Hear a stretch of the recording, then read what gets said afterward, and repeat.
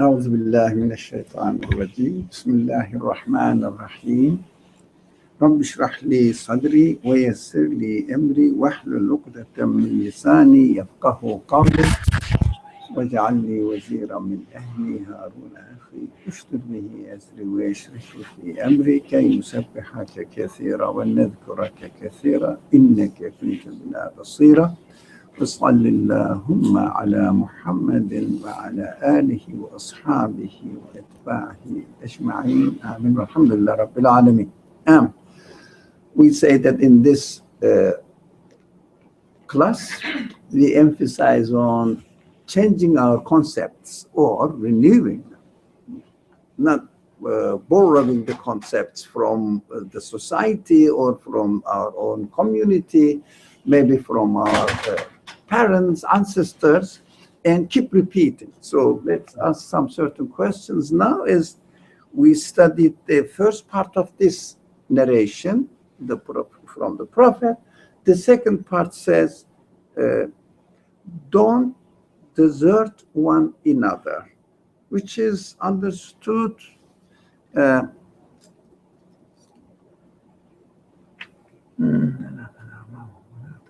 ولا تدابروا ولا تباغضوا ولا تدابروا, which is usually understood keep the family ties strong. It means visit your family every now and then. Is it right? You have to visit your family at least once a year if it's far away. If it is not far away in the same year, every week, once a week. And if it is your in-laws, every day. So definitely, every day, either morning or in the evening, they are with you. So, the baby cried. We are going to take care of the baby. They come on. That's it. That's how it works. We reduce this slight rahim, we say, in the vocabulary or Islamic vocabulary. It must keep the relative or relationship with your relatives tight. But do we have to understand in this way? How can I really not desert one another, as the wordings of the hadith says, tadabaru. Don't keep yourself away from it. Does it have to be within family relationship? No.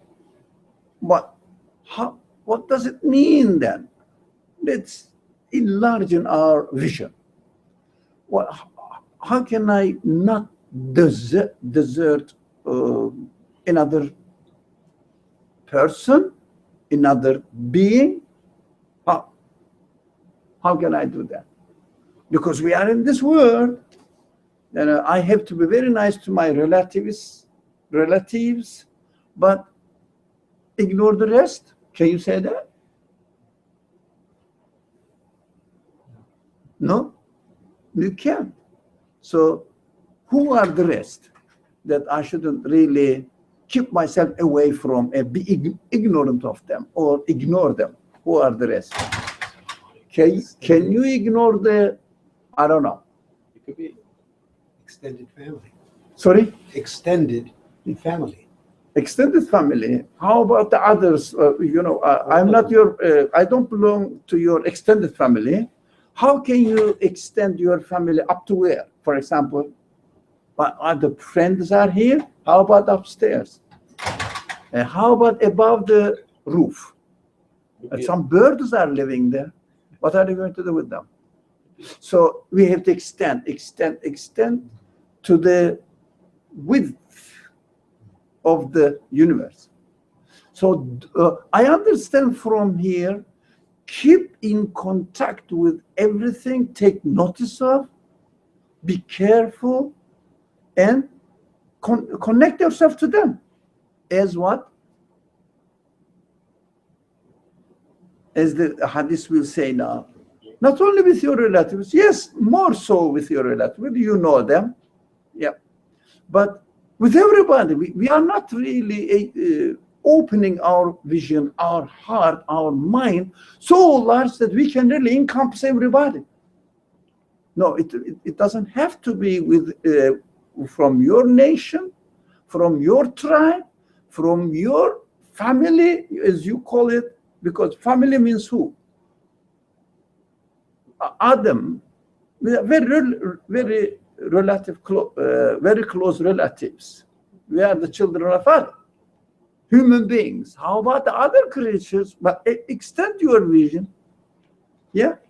Why should I limit myself with certain things only, certain group of people only those people who come to IC, for example, not downstairs. There's a Catholic center there. Well, why not?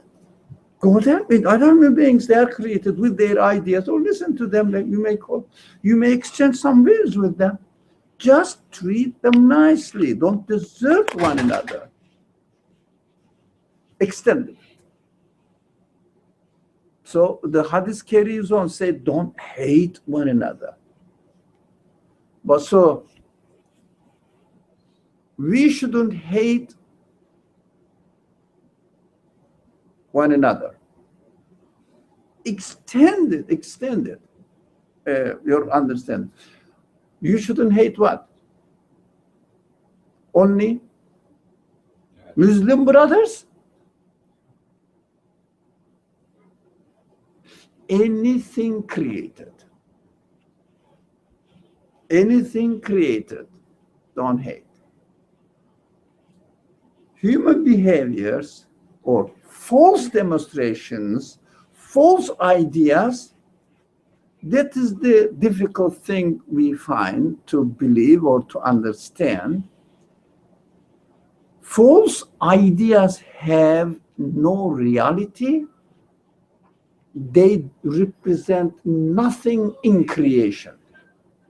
I would say this, we sometimes say this, they don't really exist. Really exist.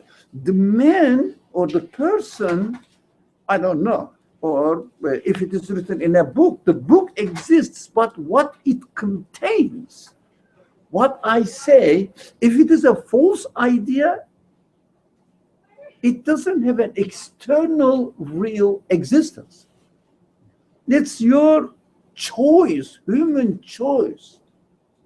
Do you see any false idea coming from, let's start, not non-human beings, other living beings, and animals? False idea coming from animals. Do you see false idea coming from trees? Do you see false idea coming from stars? So I see ideas coming from. Sorry? No. I mean, regardless of false or true, do they even have ideas? But for example, what? For example, if I choose a wrong attitude, I am wrong because I have decided, I have chosen to go against what really exists. So I have chosen, for example, I have stolen something. The creation of this stealing event is different from the reality of stealing. Who's this man? Oh, he's in, I think, is it in plain clothes, cowl. So welcome, by the way. We are very happy to see you. Yeah. It is difficult to grasp for us. I know that. Sorry, I'm just using a chair.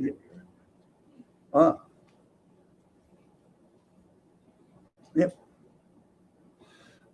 It is difficult for us that anything doesn't have reality, is not true, doesn't exist.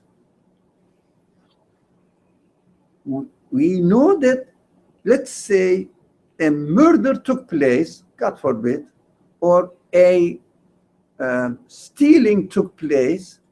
Yeah, this action took place. But what is wrong in it? What is not real in it? Like telling a lie. the content of it doesn't exist. Man's choice is wrong, but the content of it doesn't exist. If I say, example, if someone says, something happened naturally. Yeah, that this event happened, that's correct. But naturally, by itself, what do you say? This by itself, the idea doesn't have external existence. Have you ever thought about it? No. Doesn't have external existence. We confuse that. What we do, we identify the non-existent, which is non-truth, with the person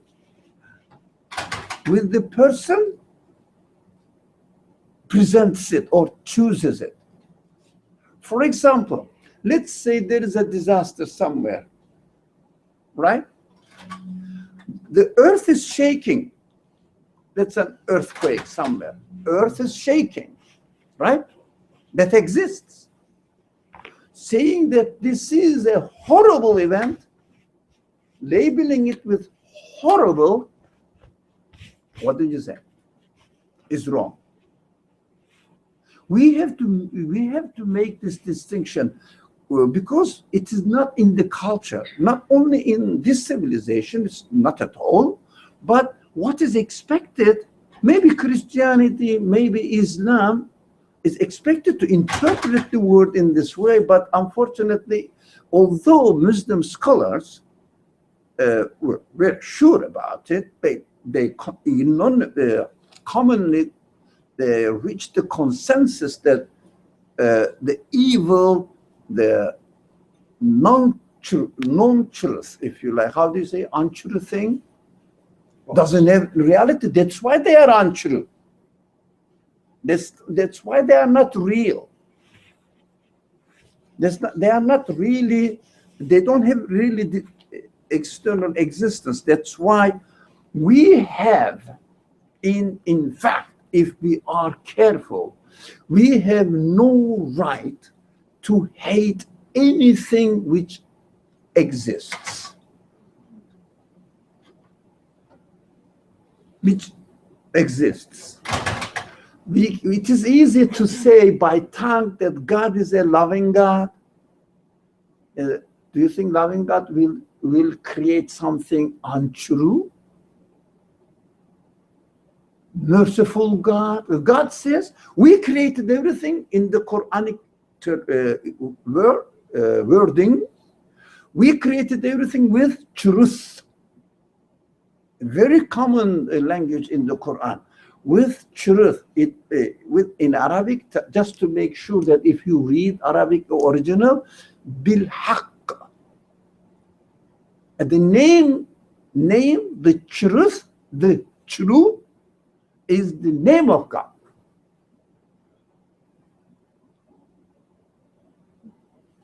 Is the name of God. So that is what the Quran says, with truth. And Quran says the creation of the universe is nothing but mercy. We have to see the creation side of it, not my interpretation of it. My interpretation will have no external reality, existence. It is a lie. Lie doesn't have an external existence. Although while I am lying, I exist. But the content of this action doesn't exist. We don't make this distinction. So in Christianity, the terminology is very widely used, loving God, loving God. So whatever is created is out of what? Christian terminology, love. Quranic terminology, mercy and truth. They're all beautiful. They are all beautiful. So we have to really understand how to make the distinction between what exactly exists, what our imagination, our choice attach the quality, our choice, which kind of quality our choice attaches to it. So the prophetic teaching goes on and do not really desert, as the in bracket, but the translator chose this way, it is good, cut your relationship with one another. But the problem, we all know that we shouldn't cut our relationship with one another. But the problem, who are they? Yeah, I am not going to cut off my relationship with what? So go from your family, extended family, human race, no, animal race, or living beings. What's wrong with the non-living beings? Are you going to ignore if there is a mountain that I have nothing to do with, he's not my relative, it's not my relative, so forget about it? Are we going to say that? What do you think? There is no limit. The limitation comes from our culture. This culture is, to me, evil. This evil says, keep your family ties very strong. It means keep your tribe ties very strong. Yep. Keep your nation ties very strong. It means, which is based on what? Tribalism, nationalism, national state, all evil. The first enemy of Islam is tribalism. Making the distinction between you and another person according to you belongs to another tribe. That's your distinction. As far as the creation of God is concerned, what? God creates me here, I didn't know. Creates you there on that mountain or valley or oasis. Then what's wrong with you? Because you are created there. It's not your mistake. So I am superior on you. The competition starts now. If I say I'm superior over somebody else, then the problem starts. Then I am superior to that one, I am superior to this one. So my tribe, and I start building up my own fetishes. I'll start building up my own ideals or idols and put my symbol of idol there. It may be a sort of something represents maybe a flag or something. I'm different from the others. But the Quran says we created you differently in groups and groups, not to hate each other, to get to know each other better. And I don't know what's going on in Venezuela or Chile. Not because I don't care, but I can't. Well, I know what's going on in New York or here. To get to know each other better, not to hate, not to make the distinction. So the hadith ends with, the sayings of the Prophet ends with, be brothers. Now we understand. We have to be brothers with whom? Sorry? Everyone. Make it clear. Everyone, everybody. Each other. No, everything which is created. That's our brotherhood. So it seems to be as if we are going to lose our community identity. That's what the people are afraid of. losing community identity, especially in like this, America and the United States is the best example of it. Everybody seems to have different cultural community, a kind of ethnicity.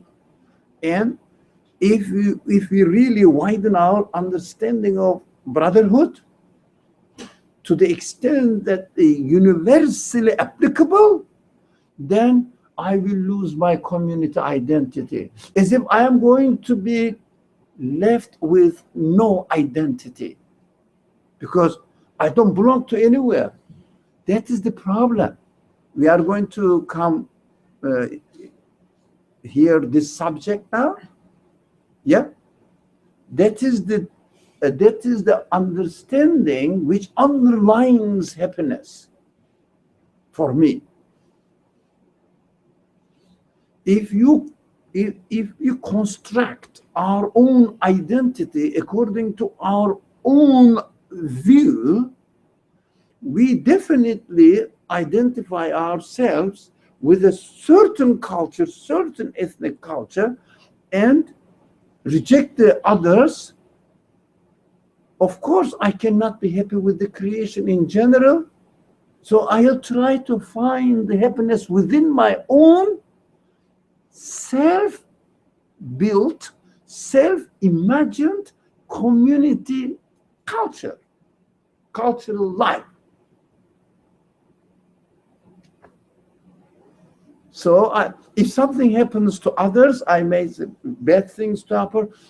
It is not in my country of God. Look, how dangerous is it? Let's say, recently somewhere in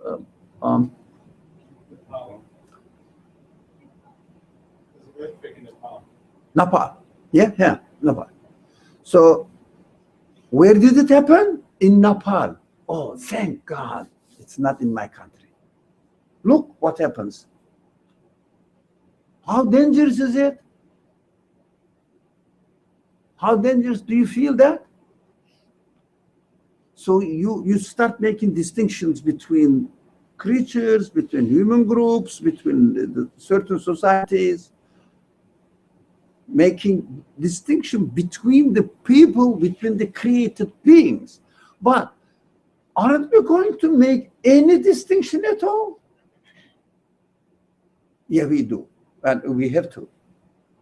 We are going to make some distinctions, not according to the creation, according to truth or falsehood. Truth or falsehood. I can understand that in a world in where it's not as globalized as it is now, communication is very easy and you can know what's going on the other side of the world. Back in the days when you only really knew what was going on in your own village, okay, it makes sense that I should know what's going on.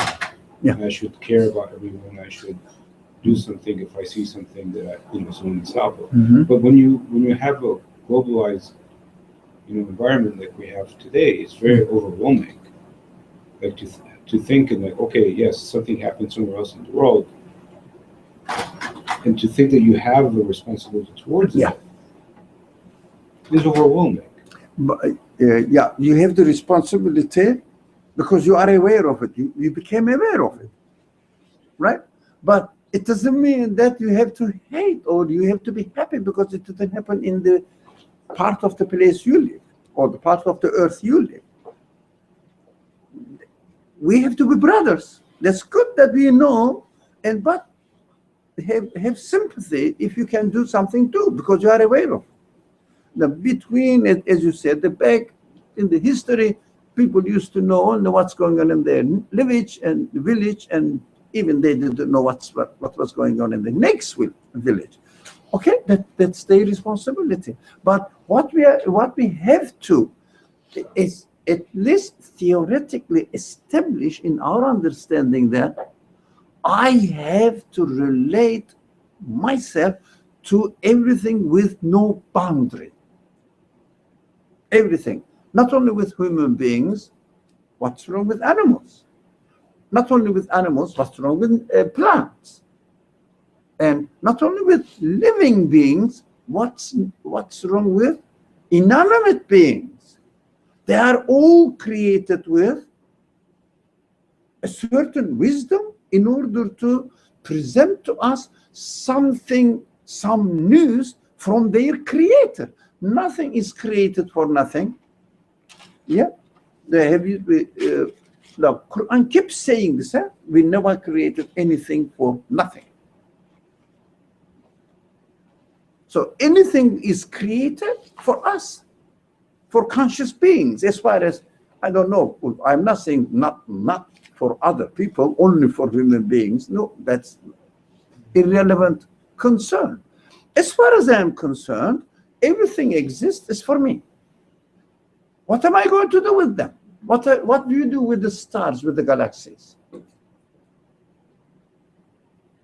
You get news from the beams, you receive from signals from far, far, far, far. Even they get signals from black holes, or I don't know, Noah stars, billions of bigger than this universe. The galaxy we have billions times, not million, billion with B. It's very then bigger than our galaxies. So we are getting signals from them. What are you going to do with them? That's for you. So how awesome the creation is, how meaningful the creation is. So the Creator is so beautiful, beautifully manifesting His power, His qualities to human beings, so that we understand. We make some sort of interpretations on them and try to understand the creation of the universe, how perfectly arranged everything, ordered everything. So definitely, inevitable question follows: who's making this? Let me know who my maker is. The galaxies over there are created for me, as far as I'm concerned. So I have to be thankful. Rather than dividing the world into different sections, I would say them, they call it states. So rather than dividing the world, rather than dividing the nations, they are, I don't know, we are, let's say, Mexican people. They call them with that funny language. Hispanic ones.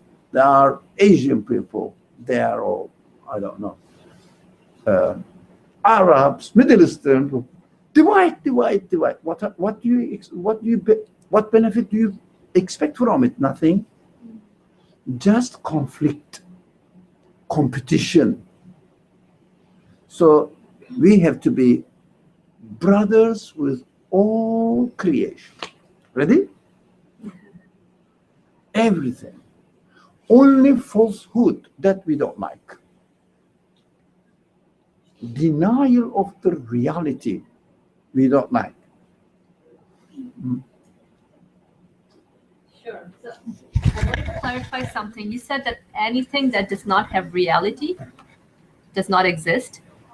In reality, at the beginning, yes. So, for example, you witness an earthquake, it exists. Yeah. But my attitude towards the earthquake, if I say, oh, I do not like this, so that has no reality because it is a demonstration from the source.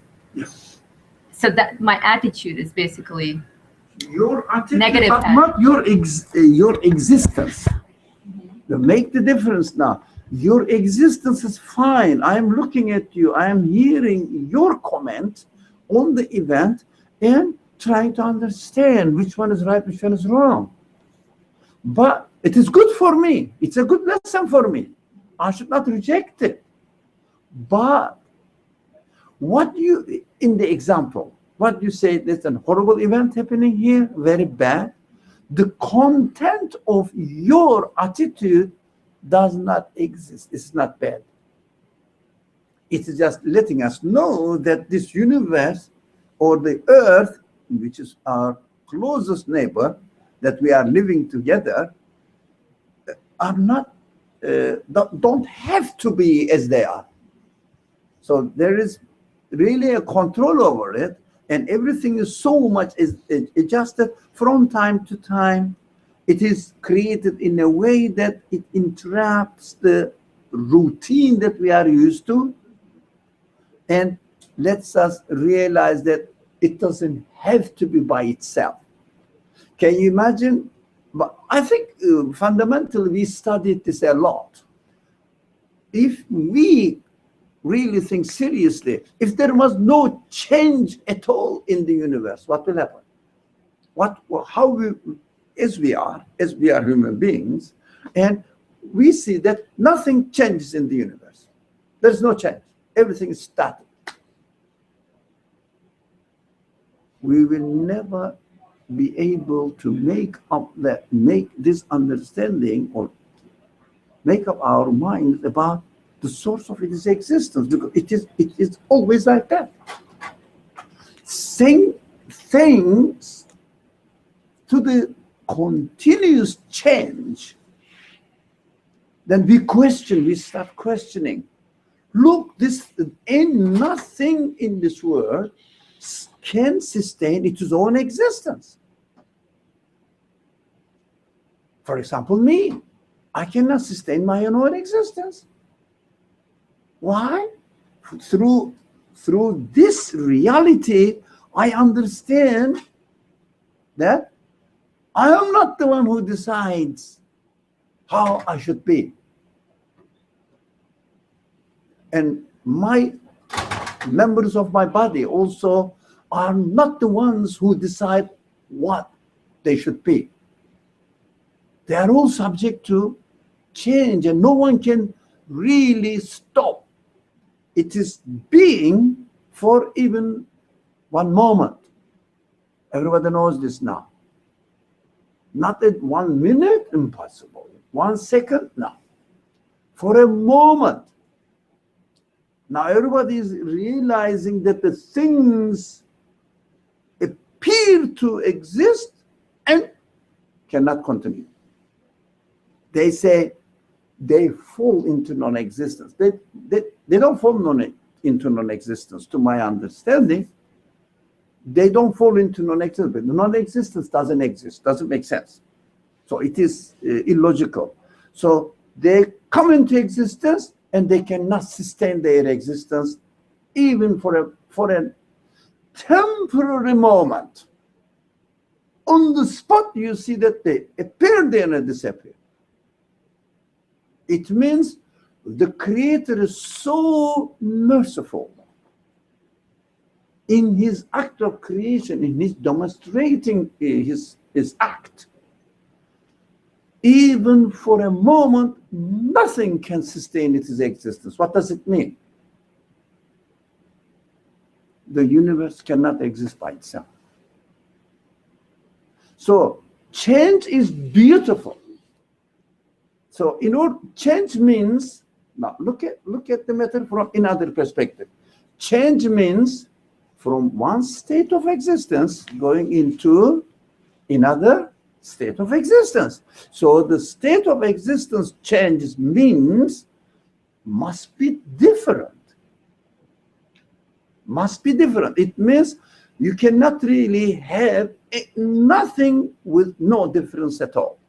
So the difference means, of course, you can be 20 years old, another one 40 years old, another one 80 years old. So someone is a newly born baby, another one is about to die old age. So there's a beautiful, how do you say? Not parable. What's the word? Analogy? Analogy. Analogy is the word. People are sleeping. When they die, they wake up. Not that this world is a dream, has no reality, but that's an example. That's an analogy. Yeah, it's very, I mean, Muslim, certain group of Muslims love this analogy.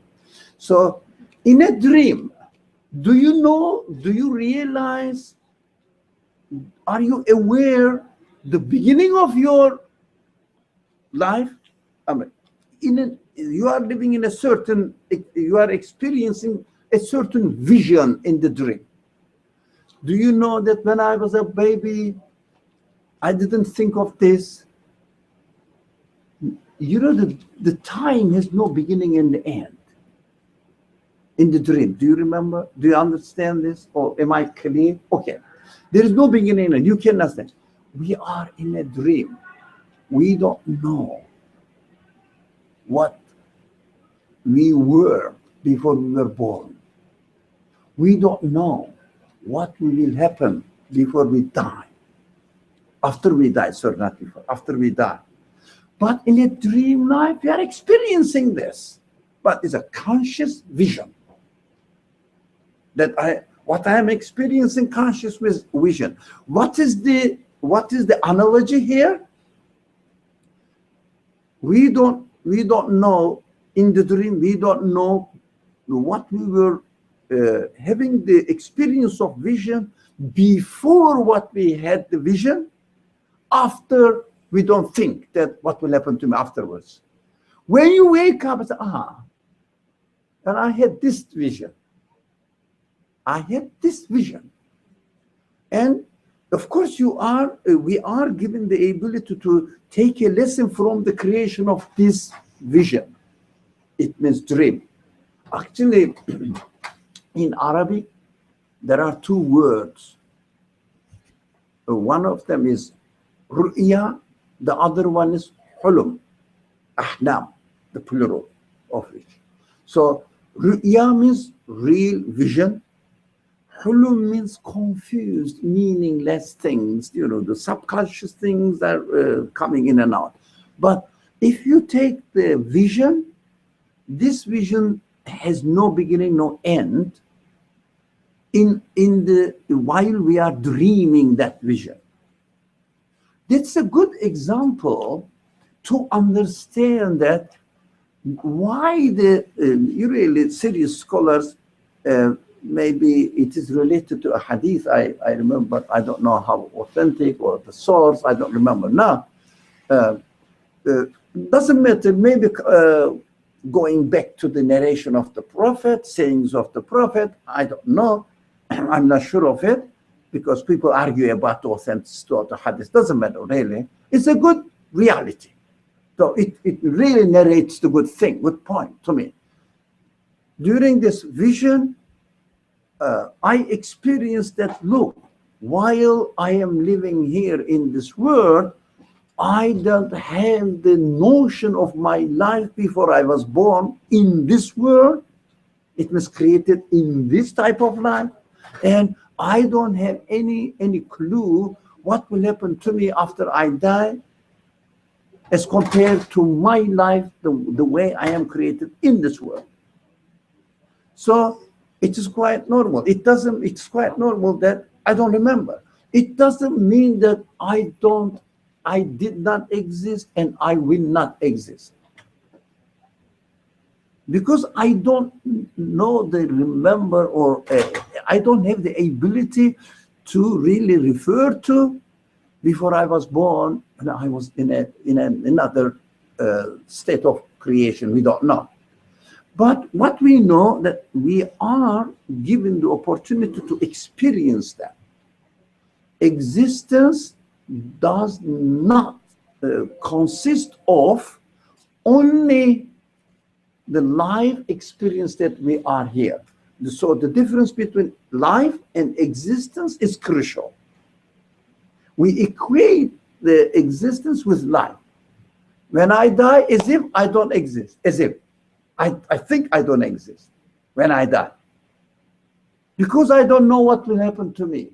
But if we really understand that this creation is given to me by a one who is absolute, must be absolute, not of the nature of this universe, And if he is the one who gave me the existence, definitely I have to really make sure that this absolute one is my creator.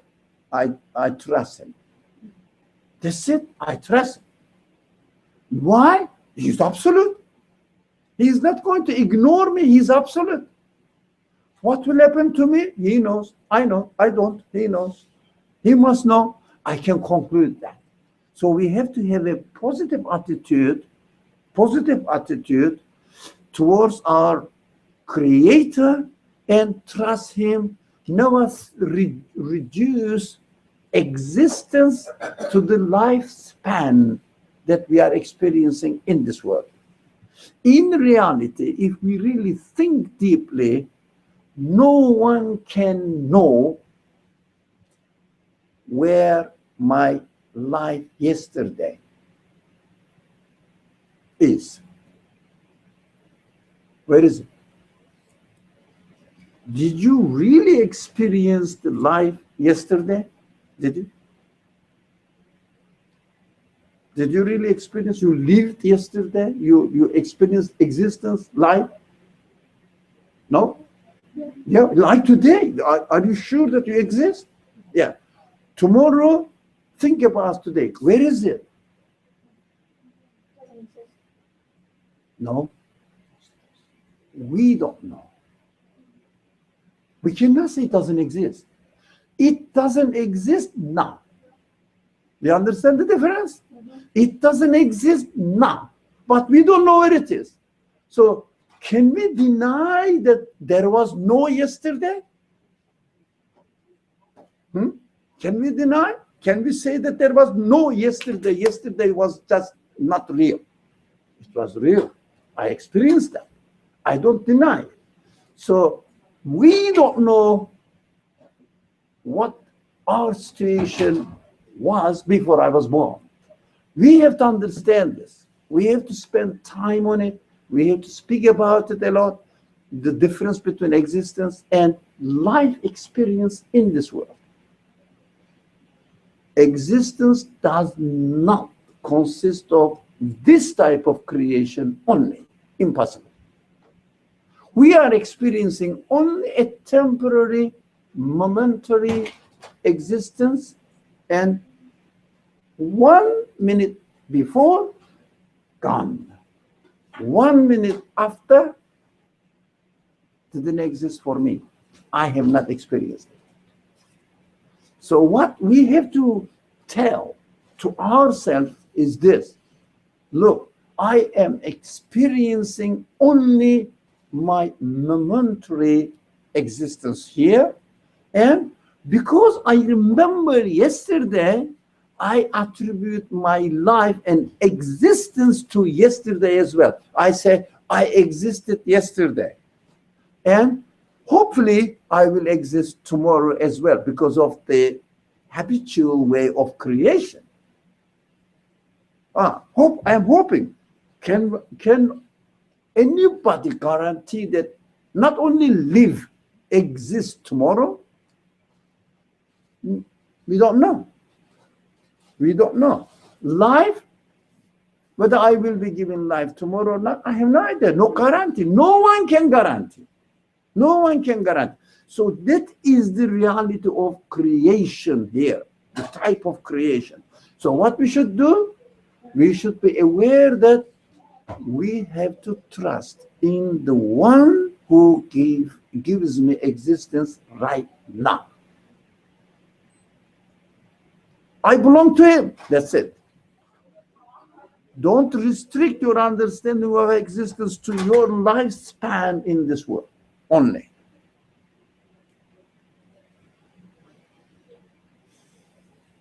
Further question? Would you like to use your right? I understand what you're saying. It's nice, like brotherhood of creation. But what about personal relations, having conflict, and then wanting to cut off relations or avoid somebody? Is that totally different? Like, what about that part of life? Practically speaking, is the practical, very good, real question. So this behavior is wrong according to you. I don't want to have any relationship with this behavior, so that the person who keeps carrying this behavior, I want to keep away from him, but from him or her, but never criticize. Never criticize the creation of that person, so that it exists. The one who created it with mercy, with wisdom, with love. But this person represents always with the negative attitude. I don't want to have anything to do with this negative attitude, because negative attitude is not true. Right? But if this person changes, you have to immediately change. Change your attitude towards him immediately. Because you don't hate the man. You hate the behavior, not true, untrue behavior, unreal behavior. So he is, if you like,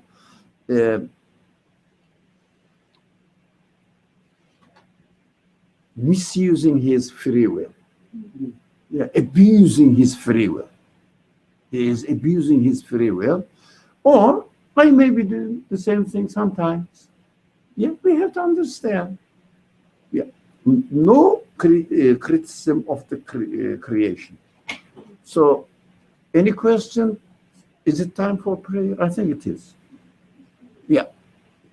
5 more minutes. We can pray in 5 minutes. Okay. Okay. Any further, any more other questions from anyone or comments? Okay. Then you can use your right. Okay. Just wanted to clarify one point, and I guess build upon what she said. So if a person is presenting us with an idea, and we discussed that a couple of weeks ago, I should have a positive attitude towards the person. Like I should respect that the person has been created. However, I'm free to reject the idea he or she's presenting to me. But when I reject that idea, regardless of whether it being true or not, or when we make practical decisions, sometimes you have to accept it. According to your understanding. Okay, so is it fair to? So when you reject an idea, is it fair to hate it? Because I feel it's unavoidable to. It's Hate what? the idea. Idea, yeah. I'm just underlining it. Yeah. Sure. So I feel it's unavoidable to hate it. Hang on a second. So if I reject it, then obviously I'm not like it. It is not, if you like, likable for you. Yeah. But the creation, no. And do not hate one another. Sometimes you figure out one another means just creation. Do not hate creation, but I'm. Yeah, the ideas. But ideas also created, isn't it? Well, no, reject the idea. This is wrong. But isn't it created as well? The idea. No. Just be aware that it is not right. Reject it. Not the person who represents it, but the idea. We have to make the distinction. But when a person presents me with an idea, the idea is also created, isn't it? Because we focus on everything is created. What is it? The man is proclaiming something. This is an act, but the content of it, think about it, lie. So, for example, I'm lying. So this event is created, but the content of my claim is false, and it doesn't exist. I'm lying. No, I'm accusing a creation, for example. It's a bad creation. For example, it goes into many other subjects. For example, let's limit ourselves with Islamic tradition. No, the teachings of the Quran. You cannot kill or harm anybody, anything, unless intentionally that, inanimate beings don't do it intentionally, we know that. But some people intentionally tries to kill you. Otherwise, the existence of that thing or person is sacred. But if the person uses his free will in the wrong way and tries to kill you, you have to protect yourself. For example, a person, you are staying in a train station, a person tries to pull your handbag. What do you do? You start to protect it.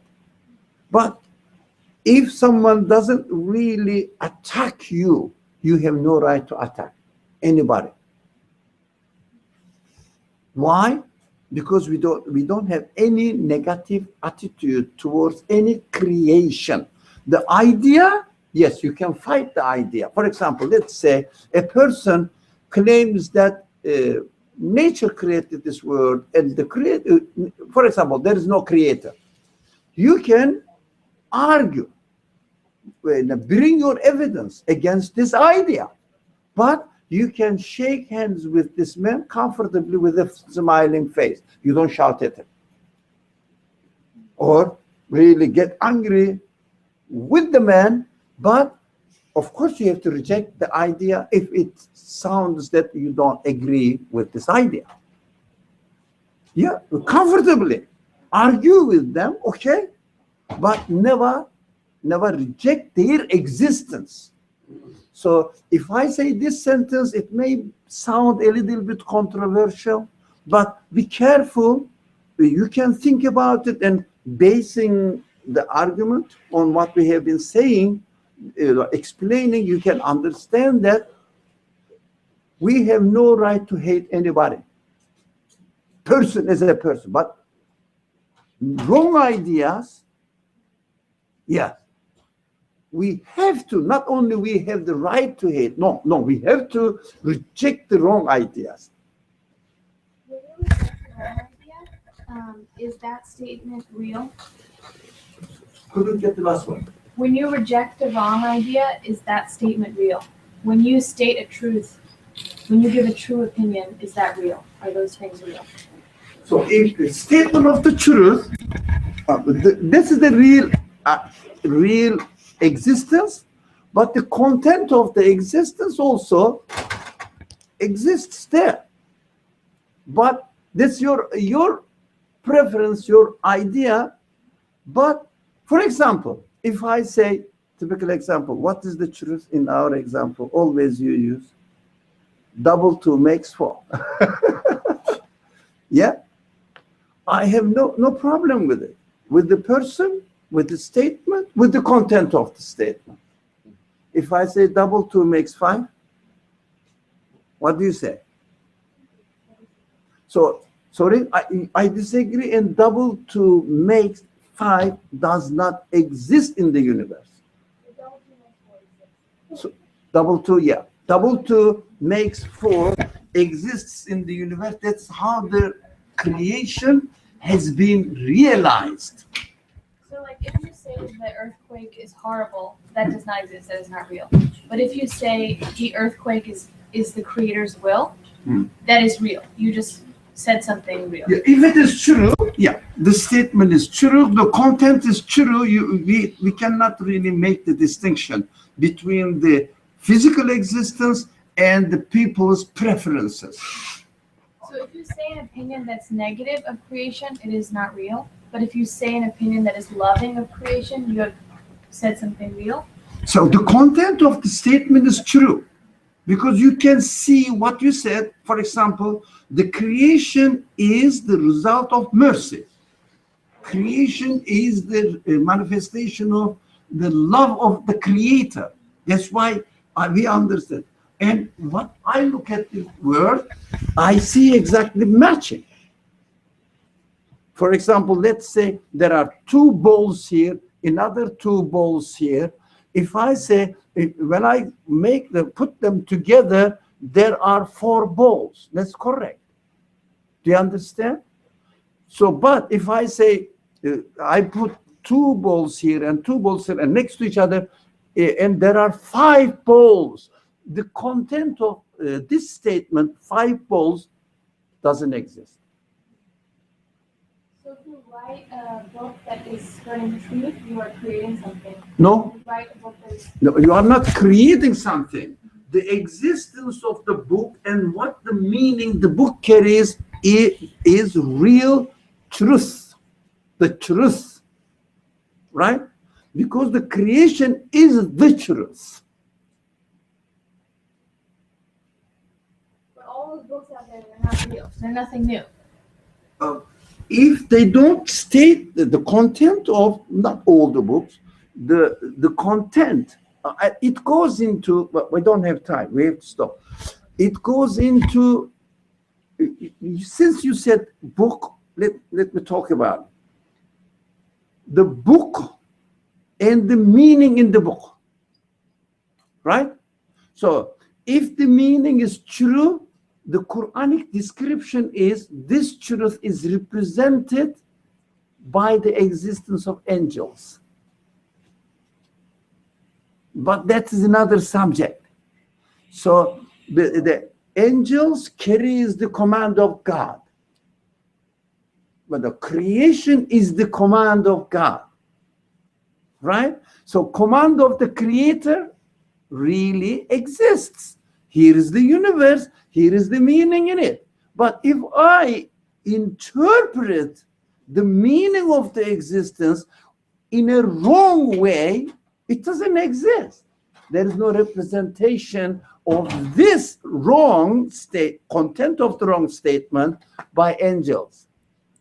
So that is the aspect of the creation we have to work on, because our understanding of angels do not really have real effect in our life, because we don't really know what angels is.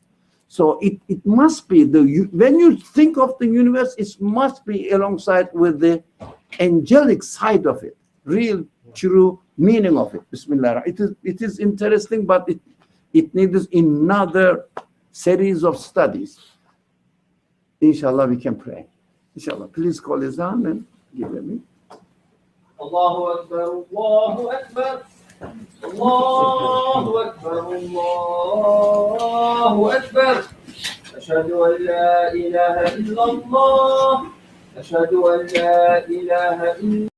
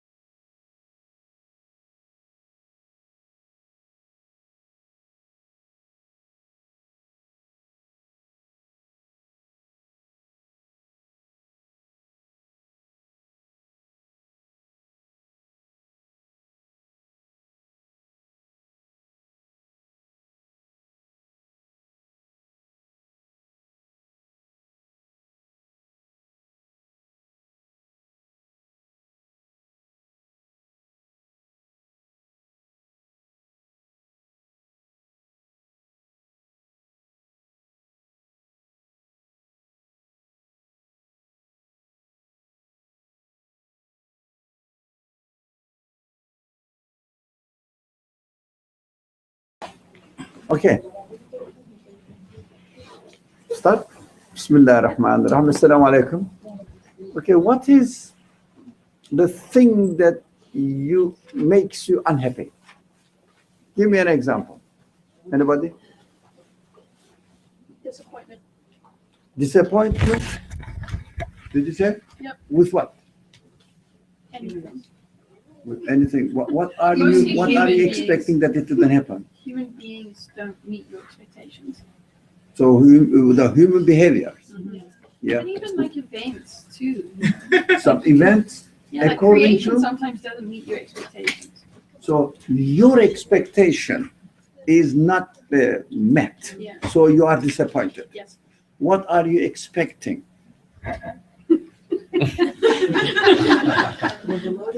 According to- No, no. You are expecting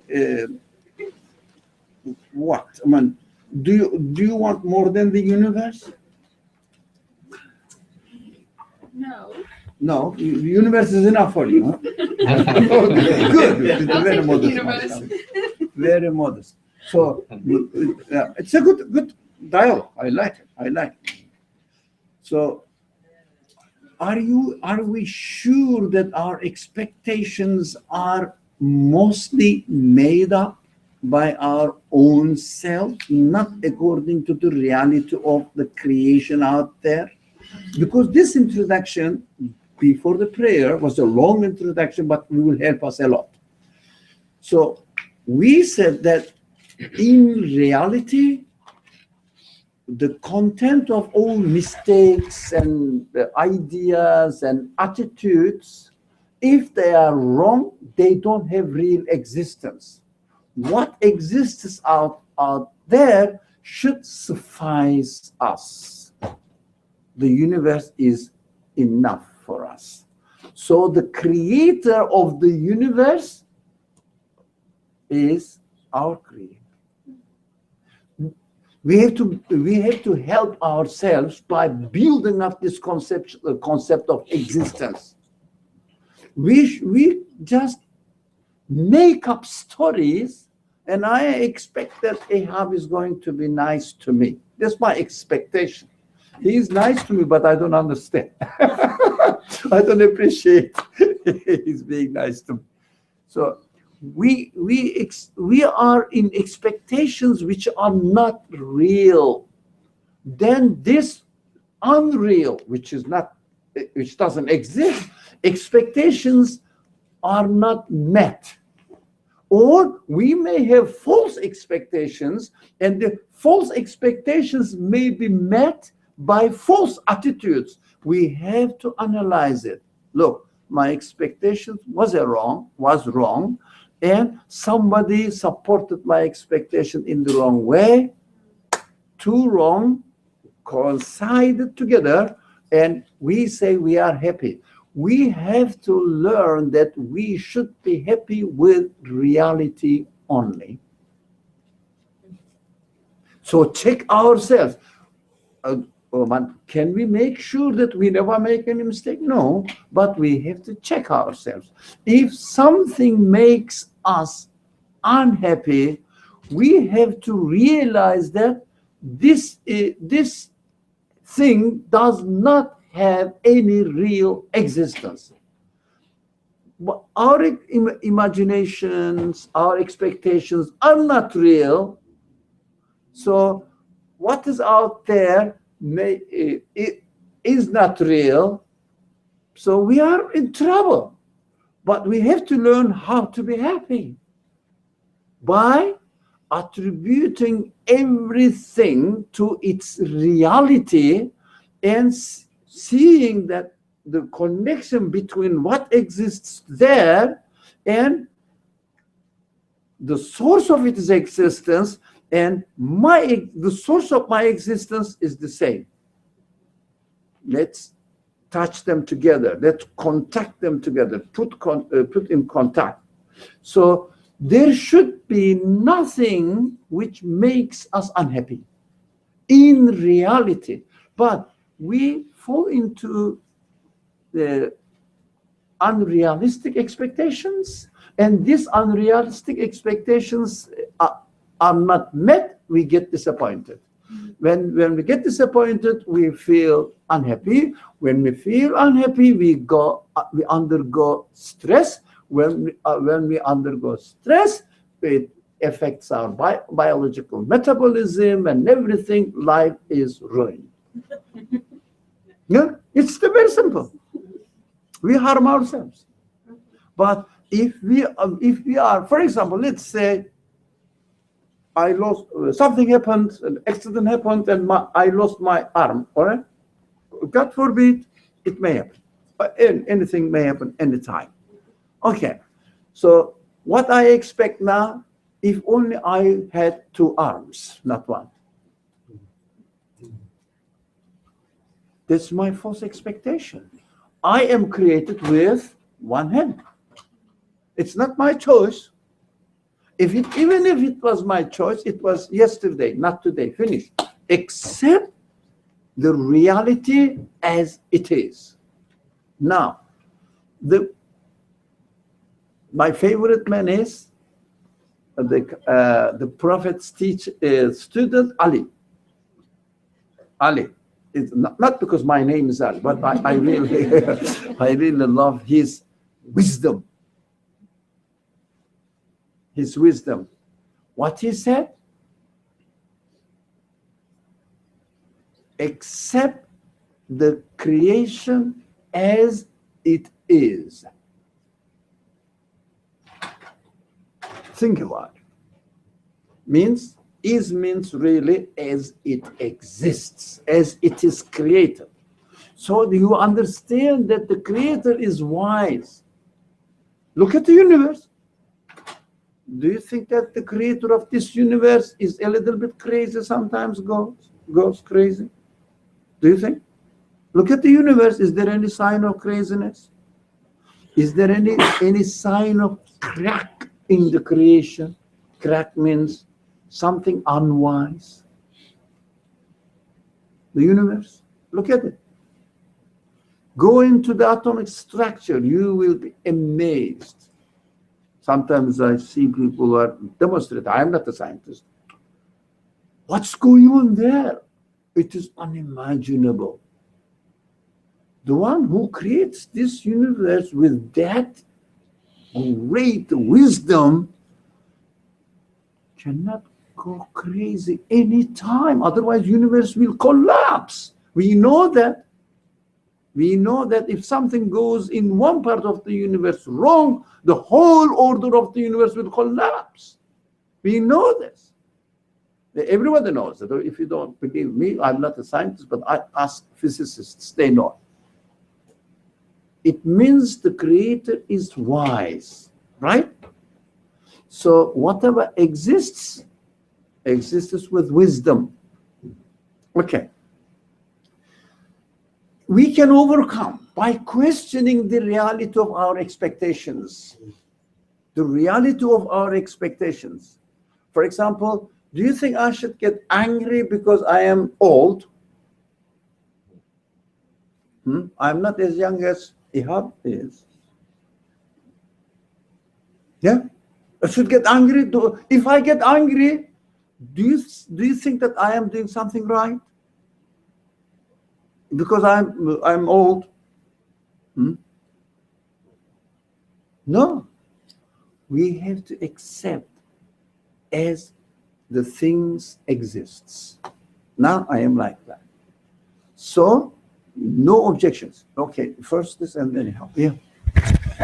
Okay, so how about being like regretful or wistful, and like wishing? So not being unhappy, but say wishing for time, for different times. So say for instance, I'm a certain age now, and I said, I wish that when I was younger I did this or I did that. Yeah. How about that scenario? It's very, very simple. It passed, right? At the moment, you are not experiencing existence of that event, but you are experiencing existence of the memory of it.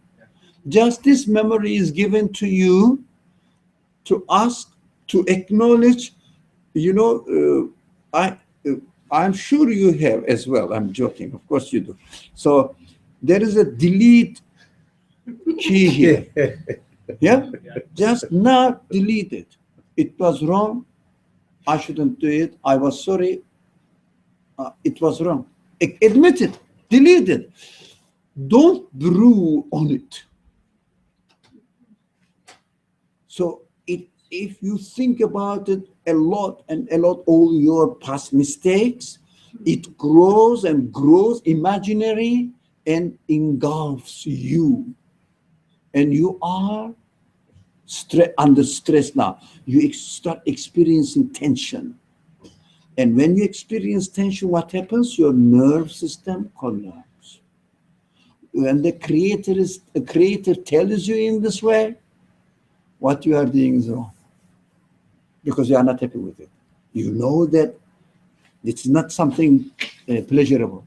So it is the sign from your creator. Live it, live it. Just ask for forgiveness and trust the creator. When you know the maker of this computer, put the delete key here, and it tells me that if you don't want to do something that you did before, press on this. Why don't you trust your creator? Reminded you that it was wrong, and you say, I'm sorry. I shouldn't do it. I learned. Thank you. Delete. That is called in Quranic terminology. Say, istighfar. Yeah. Asking for forgiveness because you acknowledge now that it was wrong. So keeping busy yourself with what you have done in the past is not the solution. It is the source of dissolution with the creation happened in the past. And forget about the pleasure that the universe has created to you. And also you have to be thankful that you are able to realize what happened in the past was wrong. That is your present experience. Beautiful. So don't stay on it. Say astaghfirullah. Not verbal astaghfirullah. No, it was wrong. Delete it. Write something, select all what you don't want. Yeah?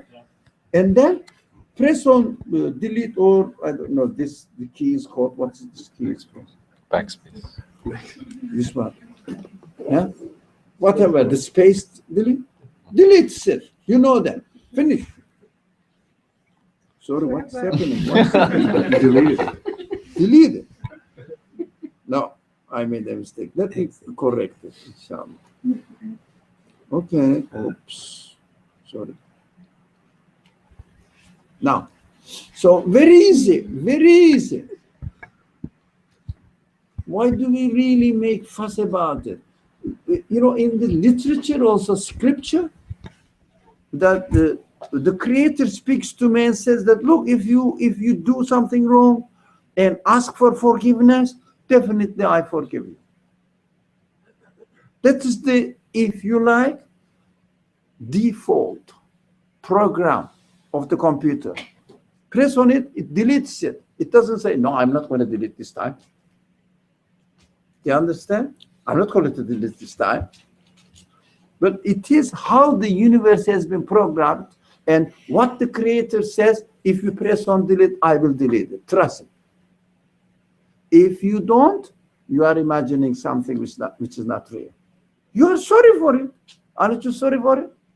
What happened in the past? Sorry for something that I'm sorry, I did something, but I don't carry the burden of it right now. Right? So let's say your shirt was dirty. You cleaned it, you are wearing it today. How do you feel? Clean? Now, you don't say, but this dirt, oh, it was dirty yesterday. Oh, it was dirty yesterday. Imaginary. You are not living it. Be careful. Yes? Would you like to? Well, yes, sort of. So when you asked what makes you unhappy, Yeah. and the answer was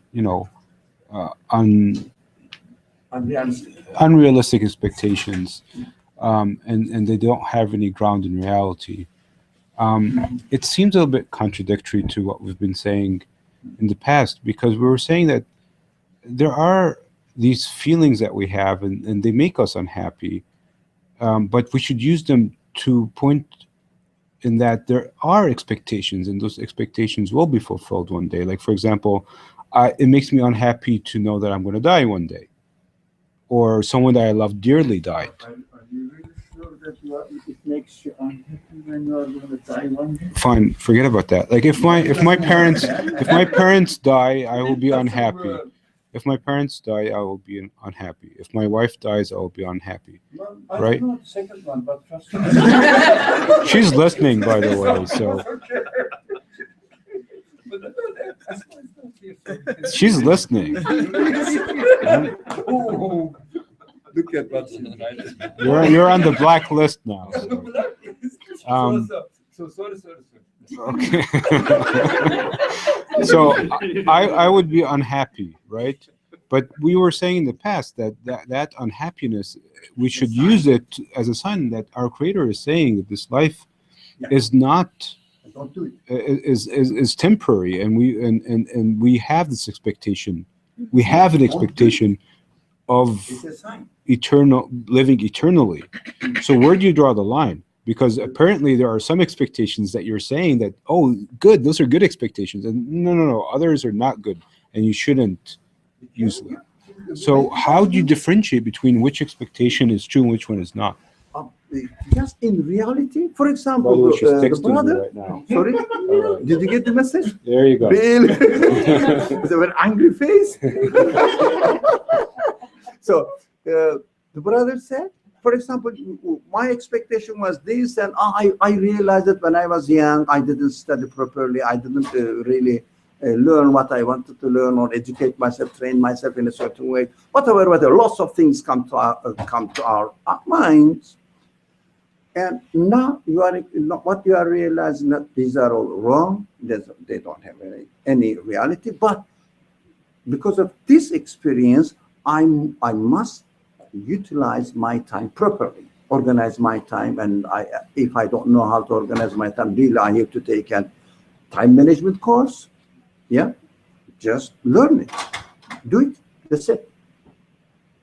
Do it. That's it.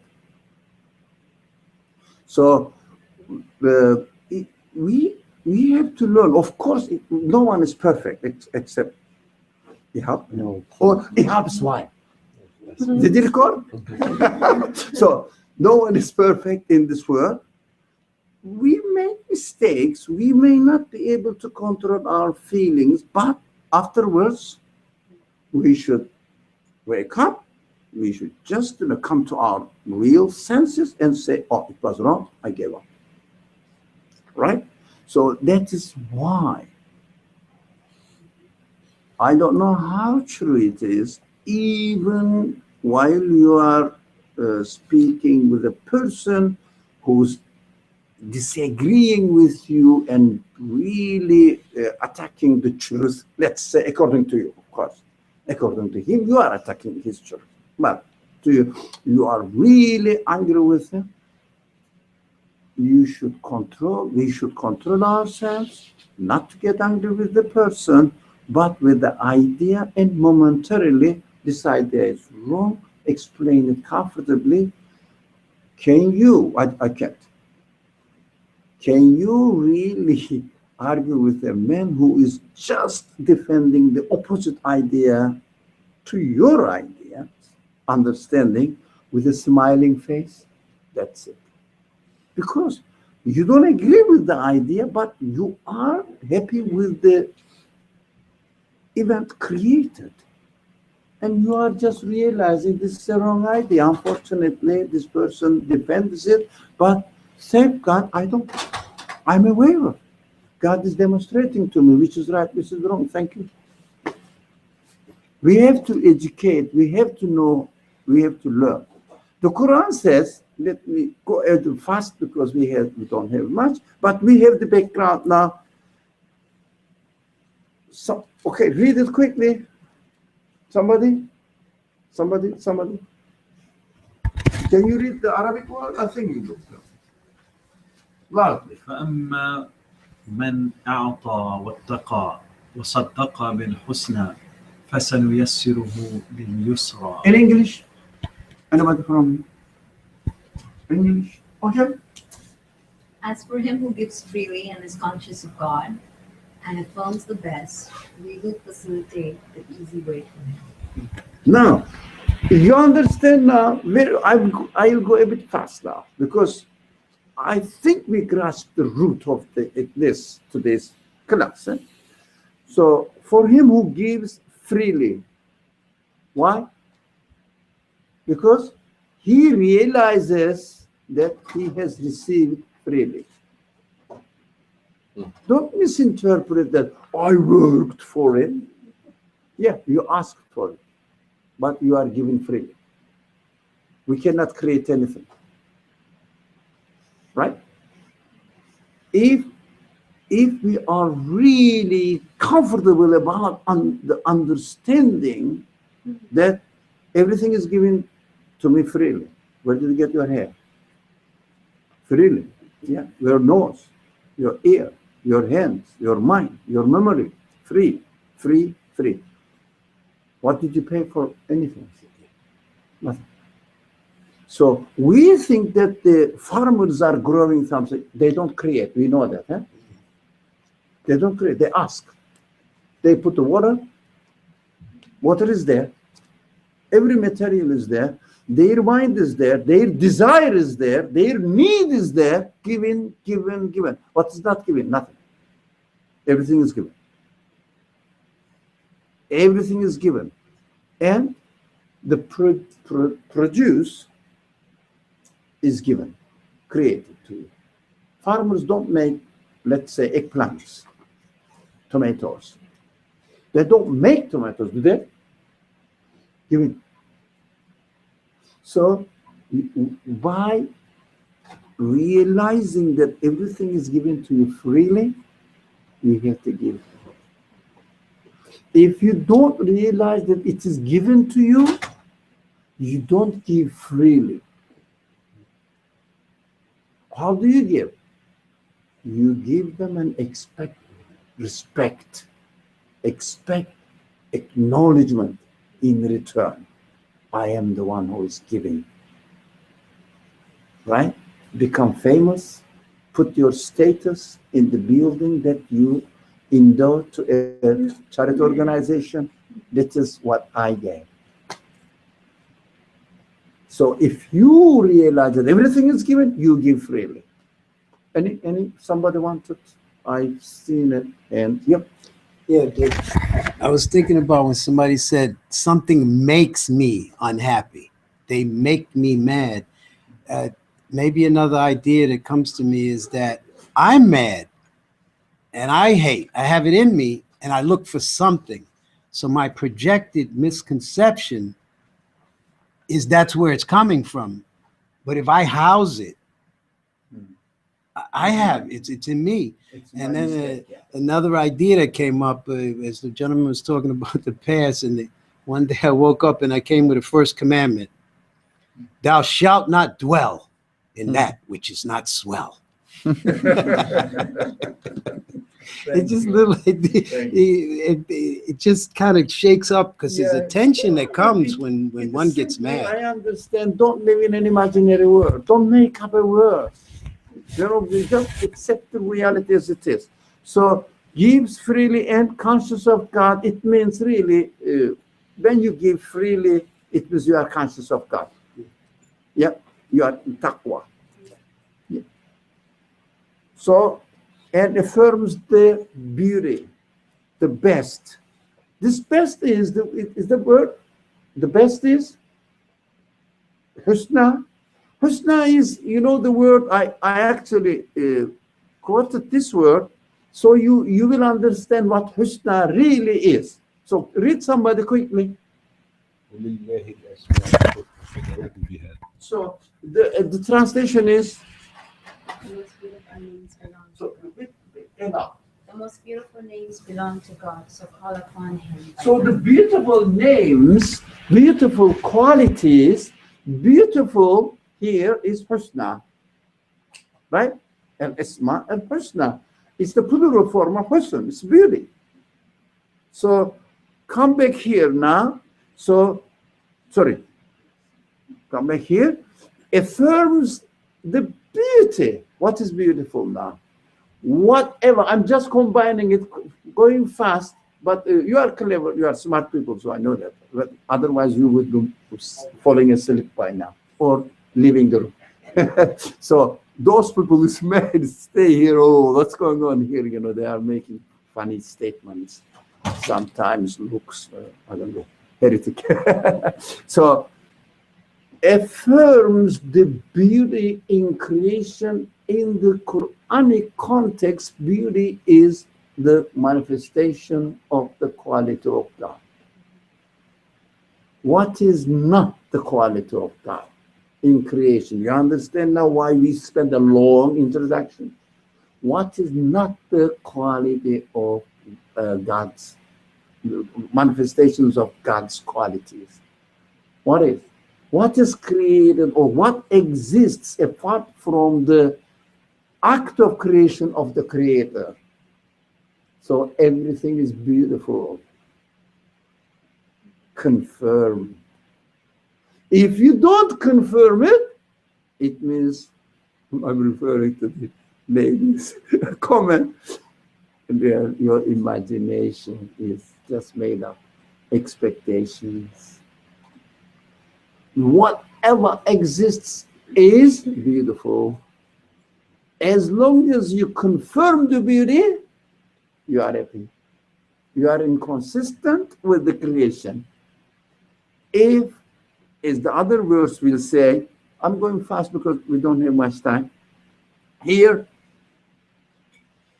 I'm jumping, but I'll come back, yeah, and conclude the subject today. So, who's going to read? وأما من بخل واستغنى وكذب بالحسنى فسنيسره للعسرى. So, just the opposite of the first three lines, verses. This is just the opposite of it. But, you know, God explains it, makes it clear for us. If you give freely, opposite it, if you niggardly, yeah, if you are really, I don't want to give it, it is mine, I worked for it. Yeah, I worked for it. Ignore the Creator. Say that it's your property. Whose property? Whose property? Whatever exists. Are you, even yourself is not the property owner of yourself. You cannot really sustain yourself for a minute. It's not there. We have to understand that. So if we understand that and not God conscious, but the opposite of God conscious is self-conceited. It means thinks that he is self-sufficient. Deceiving himself. I don't know. For example, let's say, this is mine, I am young, or I am rich, or I am something, I know, whatever. These are all attributing the creation to the person himself. And in reality, ignoring the Creator.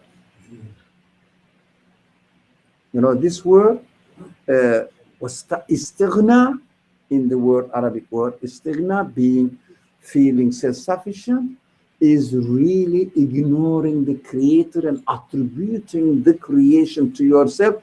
But ask yourself, what did you create? What did you create? Show me one atom that you gave existence to. We are using what's created, choosing this one, not that one, but they are both exists. But either this one or this one. We think that we are creating. So of course, to go to the emotional side of human beings, the feelings of human beings, there also, they are given. No one creates his own feeling. If they are given, we are aware of it. If they are not given, we don't know. We cannot really think about anything which doesn't exist. So whatever the senses I have is given. Who creates one sense? But I worked on it. I developed like the seed. When you put in the ground and the water or in the soil and water it, what happens? The seed has the potentiality in it, already saying that, look, the one who created the seed has created the potentiality to grow, right? So the seed is our qualities given to us. If we work on them, try to develop them, they grow, but it is not our creator. It is not our act of creation.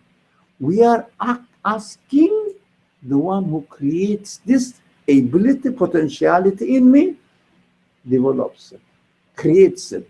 Can you guarantee that you will learn something? Definitely. Can you guarantee? At the end, you're done. I'm going a bit fast, but I trust your intelligence, understanding. So we cannot really say that anything belongs to me. What I do, I am asking, the Creator is giving to me as He promised. He promises in the universe. So if someone is niggardly, it means really doesn't really feel that it is given freely and sees that I am the creator of my own work or my own labor, whatever, and this person rejects the beauty. What does it reject again? Come back? The qualities of God, names, beautiful names of the Creator. It means I am not saying this person is not really accepting that this universe is the act of the Creator with all its qualities. Whatever it is, the Creator, for example, if I say that this computer is made by somebody, it means the program, everything, made together. So the universe and its qualities are created by the one who gave existence to the universe. So simple. So go back. You guys, no, go back. What happens if I confirm the truth? If I affirm the beauty, it means, beauty means, again, what does beauty in the creation? Qualities of its creator are manifesting. If I affirms it, what the words and God promises us there, we will facilitate the easy way for him. The life will be happy. So go here. If I reject it, what happens? We will facilitate the difficult way for him. Life becomes horrible. And of course, this is beautiful. When life becomes horrible, it is the news for me. But what I'm doing is not true. It's wrong. I am on the wrong way. What I love, we all know that the creation of pain is beautiful. Only through the creation of pain that we understand what we are doing is right or wrong. Right? Can you imagine? I would do something wrong and I would feel no pain. Yeah, I would remain ignorant and still I will be happy. Well, ignorance is happiness in some culture. So you will be ignorant and you will be happy. It means you are just making yourself stupid. Yeah, cheating yourself. So it's beautiful that the pain exists. So through the pain, facilitate the difficult way for this person who rejects the beautiful manifestations of names, qualities of the Creator. So if you like the combination of these all verses we studied, lately they all tell how you should be happy really. There is only one way to be happy. To accept the creation as it is, because it is the manifestation of the beautiful Creator. We are His work. That's it. Just submit yourself to Him. Be aware of Him. The solution is there. Shall I refer something to you again? Don't live in an imaginary expectations. Not real. Don't say that your neighbor was treating you badly. Just smile at the creation. I shouldn't do this. It is wrong.